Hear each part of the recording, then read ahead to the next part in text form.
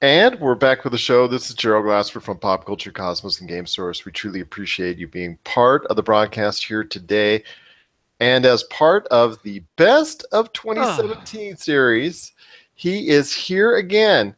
He is our man in the know when it comes to esports because esports is rising faster than you know it. And it's time for you to get into it as well. It is Cristian Zamudio. How are you, my friend?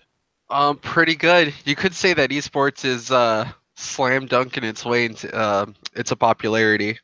Oh my gosh, with the sports metaphor there. Oh my gosh, indeed. It is rising still very much so in popularity.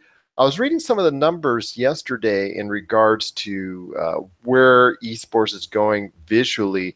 And I tell you, I know we've talked about this before as far as how rapidly it's growing, but we're talking now literally about hundreds of millions of unique viewers tuning in to some form of esports over the course of 2017, whether it be through Twitch, whether it be through normal broadcast media, whether it be through YouTube or what have you, even Twitter, as I noted to you earlier this year, as far as watching esports as well. Yep. So before we head into the best of 2017, tell me, in your opinion, how well esports has grown, or has it grown in your mind in 2017?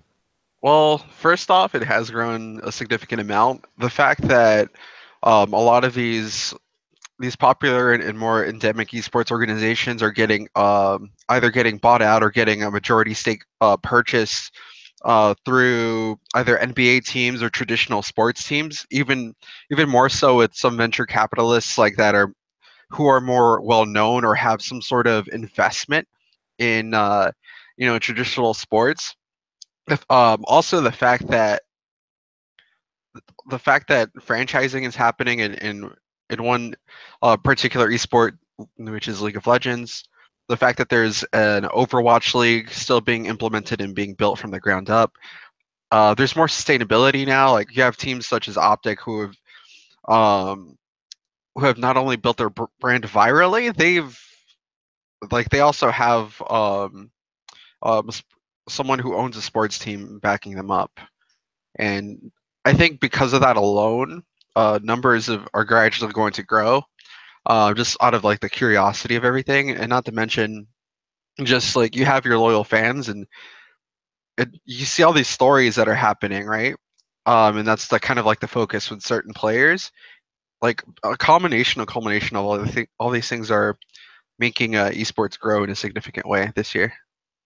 Well, definitely, and you could see it actually from an American broadcast standpoint with Counter-Strike Global Offensive Yep.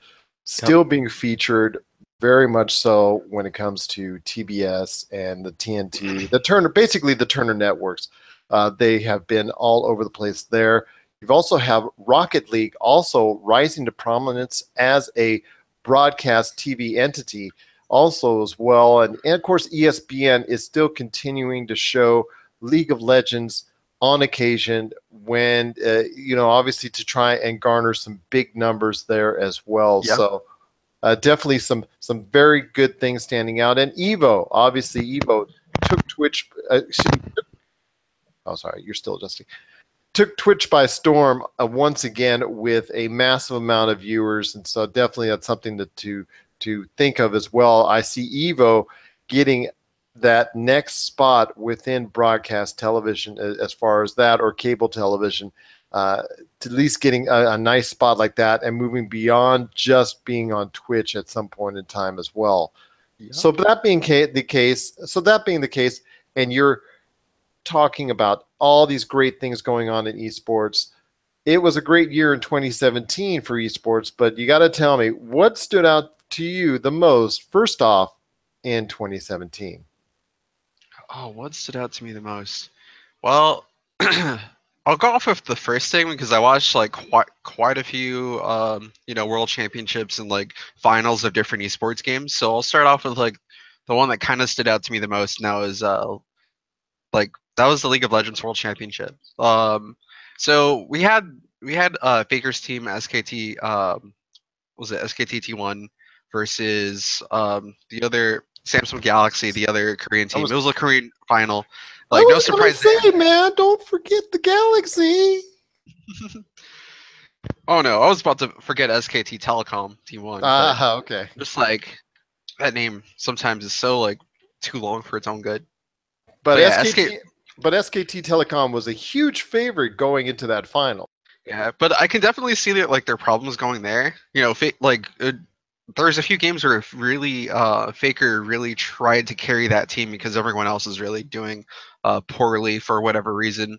Um, from what I was saying, like it was Samsung Galaxy literally like rising to the occasion and not showing all their cards or showing all their strategies during the group stage and everything else. Like they really asserted their dominance throughout their entire world championship run because they were not the favorites to win. Hold on, No, give me a because second. oh, no Mhm. worries.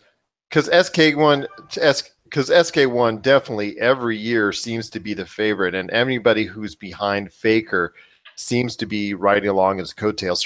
He reminds me a lot of the LeBron James of esports. He is just so very good at what he does. And like you said, it was up for the rest of his team to rise to the occasion because when you're in that spotlight and you're up against any of the top teams in League of Legends, you have to have more than just one player that can dominate the field.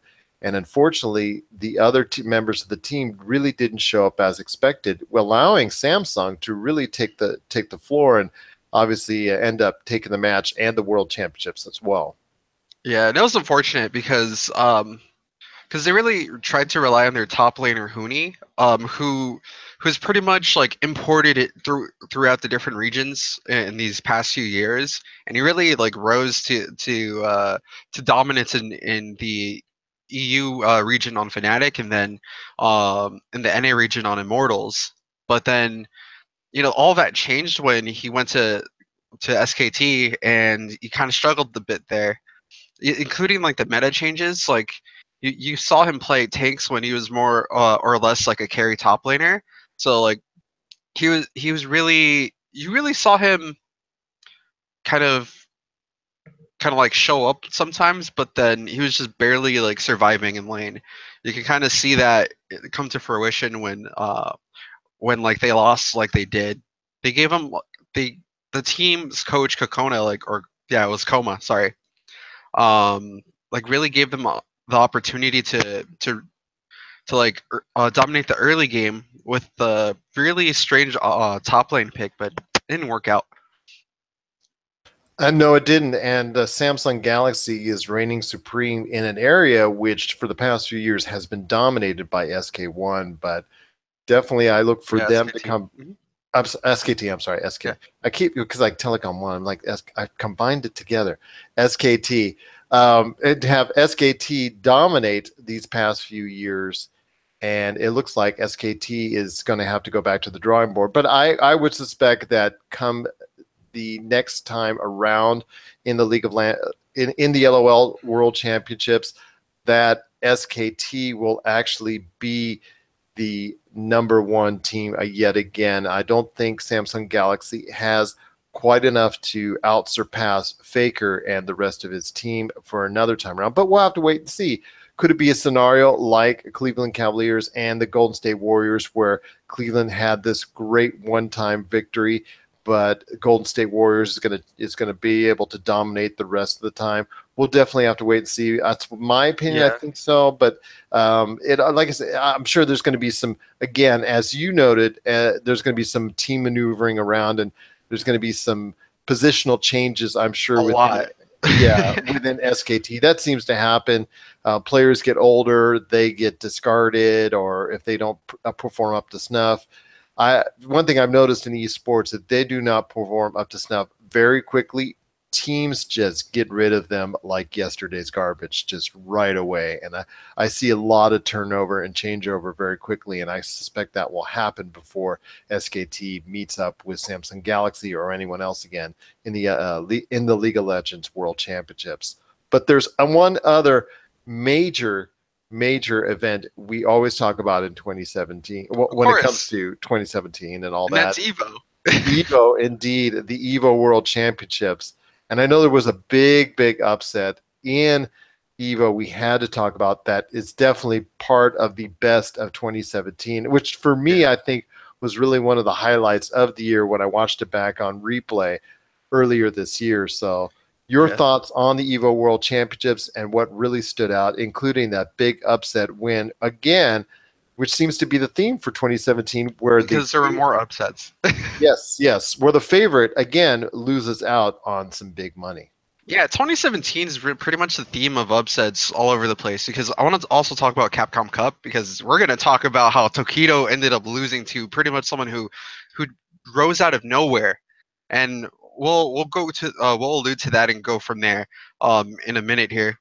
So yeah, so with Evo, in particular with Street Fighter Five, um, obviously it was broadcasted by ESPN once again. Like the numbers were pretty much on the money for it to show up again this year, and we had Punk in grand finals. He pretty much didn't lose too many games to get there, and but he was the favorite in order to win against longtime veteran Tokido.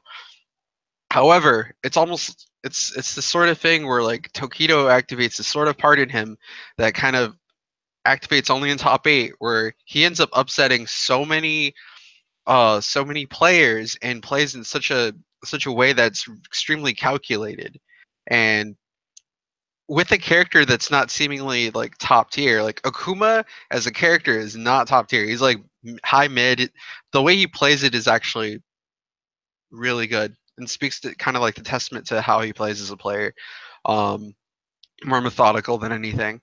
But yeah, Punk just he like I was seeing it like on the ESPN broadcast and then also on Twitch. Is just, man, he was devastated. Everyone like kind of consoled him afterward, like to give him support, but he really put his heart out in it. He did. I mean, and those are devastating losses when you're up there in front of a big, huge audience, like you noted, and you don't perform up to snuff. And I did see it on Twitch. That's where I caught it.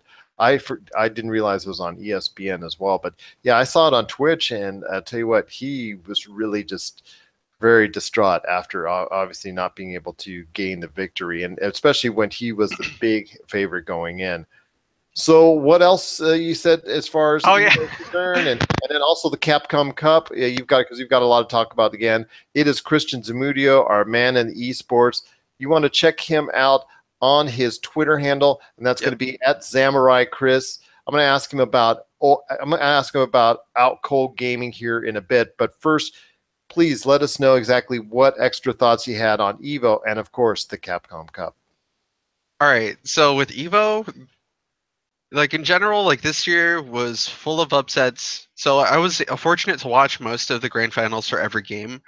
You had Armada in Smash like end up winning uh Melee, and like there was a little storyline going there where he finally bested Hungry Box and asserted dominance throughout the whole entire beginning, like first half of the year is um just winning majors all over the place.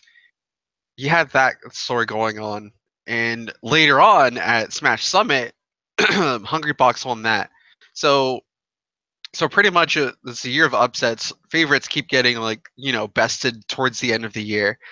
You also had Tekken, except in Tekken, that just seems like surprising. You had I believe you had JDCR win the whole thing, and that's just like at that point, like for him, finally winning an Evo, finally winning a championship was good. However, I do want to say it really wasn't enough because there was this tradition, this sort of thing where Evo champions would eventually become Tekken global world champions. However, he wasn't it. He had lost his way leading up to it, like not leading up to it, but he just lost in group play.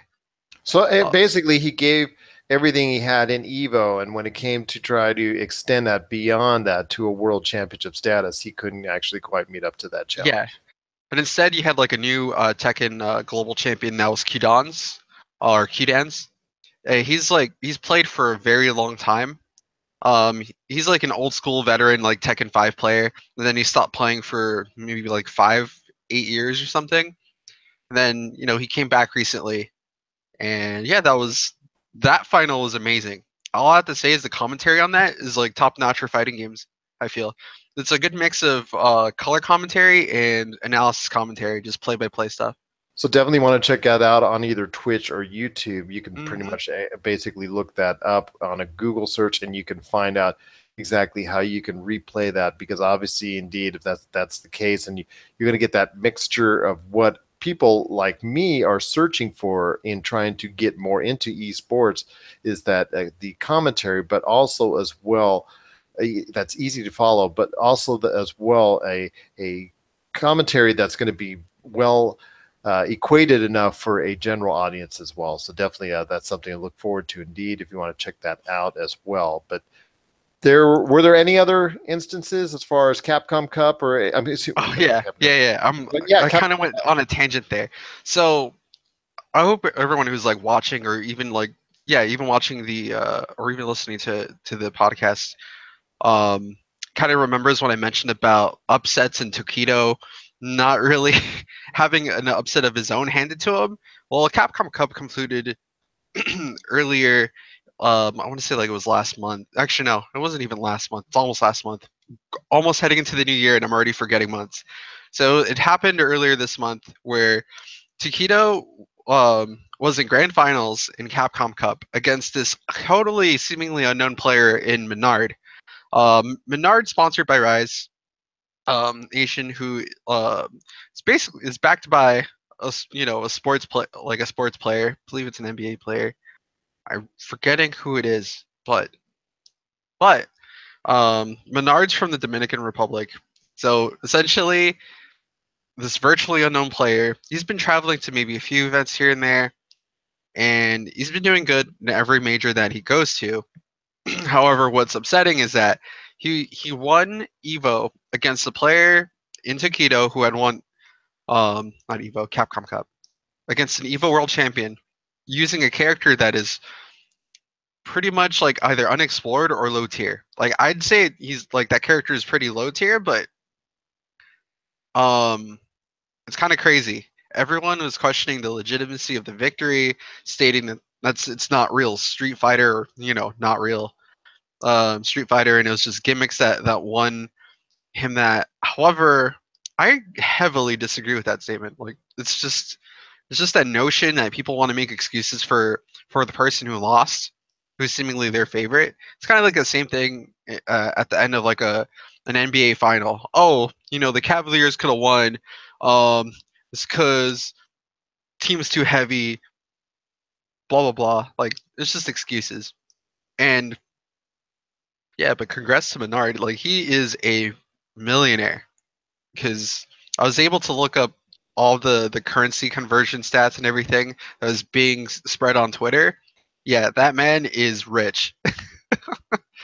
I'll tell you what, the money that's being tossed around in esports, actually for the past 2, 3 years, I've noted that it's almost like first to me it was like monopoly money that people were obviously banking on futures when it came to affording these huge salaries that they were banking on them on the future because the now wasn't exactly guaranteed as far as them getting back on them getting back their return on investment.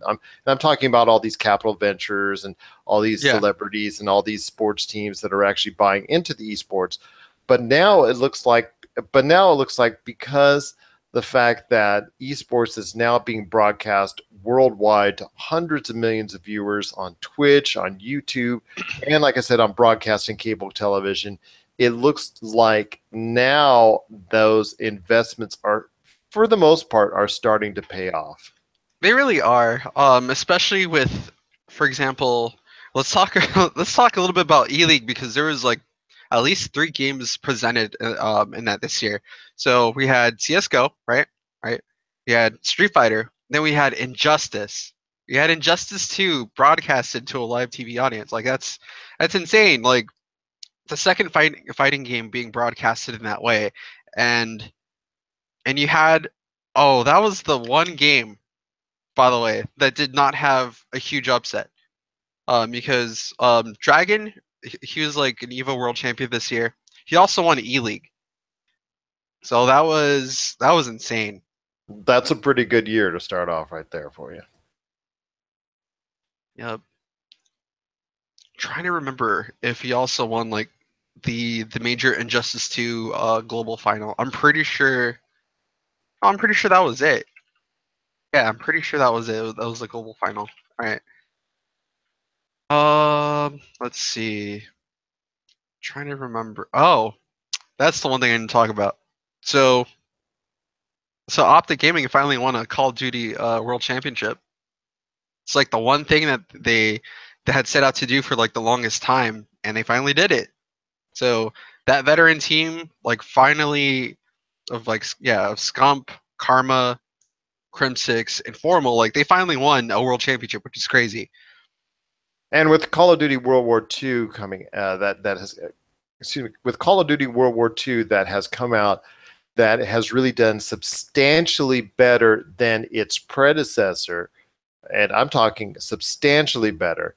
It Yep. now has put Call of Duty back on the map within the framework of gaming fans and also esports as well. So that's definitely something to look forward to. And I tell you what, while we're on, well, before I let you go, I gotta Yeah. ask. 2018 is going to be another great year for esports, but what do you think needs to happen for esports to even hit a higher realm in 2018? Well, if what we're alluding to is any signs of good progress, the fact that we're esports is becoming a more like consistent and a more safer environment in order to invest money in, you're going to see profits turn at some point. You're going to also see um, a lot more devoted fans show up out of nowhere and support through merchandising, viewership, and whatnot. So you're going to see all of those elements kind of come together, and um, honestly, we just need maybe a little bit more exposure, a little bit more maturity, and as far as like player treatment, and we're in good shape to be on par with other traditional sports. Honestly, like the fact that we're already past peak concurrent numbers for some is insane. Like we just There's need just that push to stay there for maybe another year, a little bit more of a safer environment, maybe even one more game. Like the release of the Overwatch League might actually do it. In fact, you have so many different uh, traditional sports or venture capitalist teams really investing in that, and Blizzard is doing a decent job in at least keeping everyone informed somewhat of what's going on, and that might pay dividends. I mean, I hope it does. because Overwatch definitely has come out within the past. Well, it's actually a 2016 release, but it actually came out this year in 2017 as a very strong esports game. It has obviously taken the limelight in so many ways.